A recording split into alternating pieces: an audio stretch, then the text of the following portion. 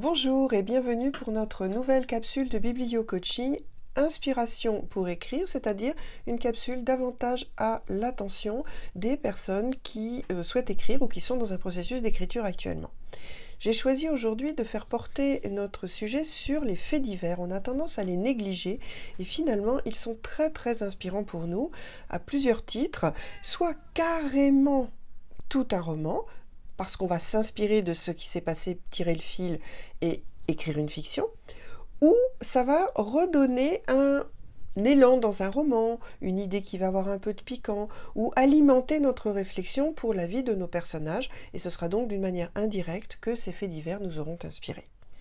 Deux exemples à ce titre-là. D'une part, le grand Victor Hugo, un roman qu'il a écrit qui s'appelle Claude Gueux, qui est certes moins connu que Les Misérables ou d'autres, et qui est très illustrant, si je puis dire, de mon sujet d'aujourd'hui. Il s'intéresse à ce moment-là à un monsieur qui s'appelait Claude Gueux, qui est un ouvrier pauvre et qui va voler du pain pour nourrir sa femme et sa fille. À ces deux dernières, cela va permettre de survivre pendant 3 jours, et lui va écoper de 5 ans de prison, il ira à Clairvaux. Quand Victor Hugo lit cette information, cette nouvelle dans le journal, lui qui est déjà un grand défenseur de lutte contre la peine de mort et contre les prisons, il va se saisir de ce fait divers et il va en faire carrément un roman et aussi un support additionnel au combat qu'il menait. Voilà un exemple. Deuxième exemple, je dirais beaucoup plus léger, encore que vous allez voir à la fin, ça finit pas très bien. Je me suis inspirée cette fois-ci d'un livre qui s'appelle Le chat des écrivains, et en particulier donc les illustrations de Loïc Sécheresse, autour de textes de 3 auteurs, à partir donc des illustrations de ce monsieur Loïc Sécheresse, de très jolis. Vous voyez, je vous parlais de Victor Hugo, et bien voilà par exemple ce qu'il a écrit, enfin dessiné plutôt autour de Victor Hugo.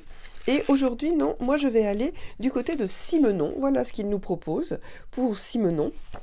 Et pourquoi Simenon? Parce que Simenon avait des chats, et notamment Émilie et Marguerite, 2 chattes qui menaient leur vie de toute façon comme elles l'entendaient et qui lui ont inspiré le fameux roman Le chat qui est devenu un film absolument extraordinaire avec Jean Gabin et Simone Signoret, qui d'ailleurs remporteront un ours d'argent à Berlin pour leur rôle dans ce film. Et en fait, donc, il s'agit en résumé d'un couple qui va se déchirer autour de l'amour que monsieur porte à la chatte du couple.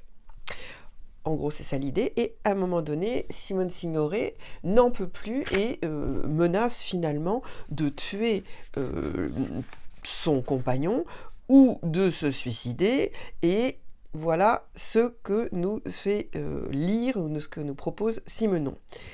Lorsque la femme veut se suicider, le mari tend le pistolet et dit donc « Tiens, ça fera un chouette fait divers, l'acrobate tue son mari parce qu'il l'a trompée avec le chat. » Et à partir de là, voilà que notre Simenon va écrire ce fameux roman, Le chat.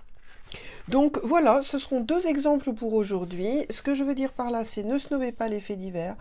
Promenez-vous, furetez et après laissez faire votre imagination dans certains cas. Et puis dans d'autres cas, appuyez-vous carrément là-dessus parce que ça a résonné pour vous sur un plan personnel ou fait écho à une partie de votre histoire ou un combat que vous menez. Et peut-être que là, vous tenez un fil très intéressant.